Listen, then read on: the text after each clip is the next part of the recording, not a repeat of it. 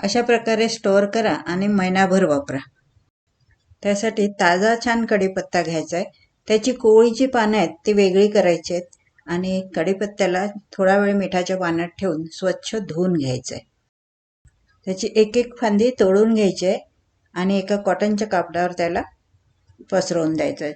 छान दोन्हीकडून आलटून पालटून कढीपत्ता सुकायला पाहिजे. आतल्या आतच घरातल्या घरातच त्याला सुकू द्यायचं आहे आपल्याला. आलटून पालटून कढीपत्त्याला परतून द्यायचं आहे म्हणजे तो दोन्ही बाजूनी छान सुकेल. त्याच्यामध्ये पाणी अजिबात राहायला नको. बघा आपला कढीपत्ता छान सुकलाय. आता आपल्याला एक एक फांदी गोळा करायची. गोळा करताना जे देठ असते तो भाग वरती ठेवा. शक्यतो कोवळी पानं असतील तर ते आधीच बाजूला करा, कारण कोवळी पानं लवकर काळी पडतात. आता याला अशा प्रकारे गोळा करायचा आहे. काचेची कोरडी केलेली बरणी घ्या आणि त्याच्यामध्ये ही पानं जी आहेत, ह्या फांद्या ज्या आहेत ह्या उभ्याच्या उभ्या ठेवा, म्हणजे काढताना तुम्हाला एक एक फांदी काढायला सुटेबल होईल. अशा प्रकारे उरलेला कढीपत्ता पण तुम्ही बाकीच्या बरण्यांमध्ये भरून ठेवू शकता.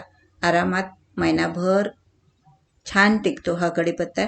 तुम्हाला याच्यामध्ये टिश्यू पेपर ठेवण्याची पण आवश्यकता नाही. याला अजिबात पाणी सुटत नाही. फ्रीजमध्ये ठेवली ही बरणी तरी याला पाणी सुटत नाही.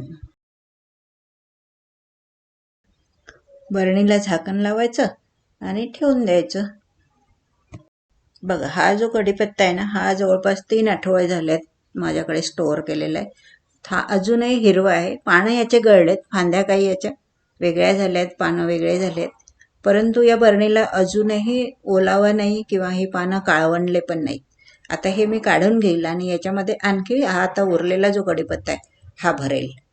तुमच्याकडे ज्या बरण्या सुटेबल असतील त्या वापरा, लहान असो मोठी असो, पण काचेची बरणी वापरा. म्हणजे काचेच्या बरणीमध्ये तुम्ही दीर्घकाळ कढीपत्ता टिकवू शकता आणि हवा तेव्हा तुम्ही त्याला वापरू शकता. कारण प्रत्येकाकडे कढीपत्त्याचं झाड असेलच असं नाही.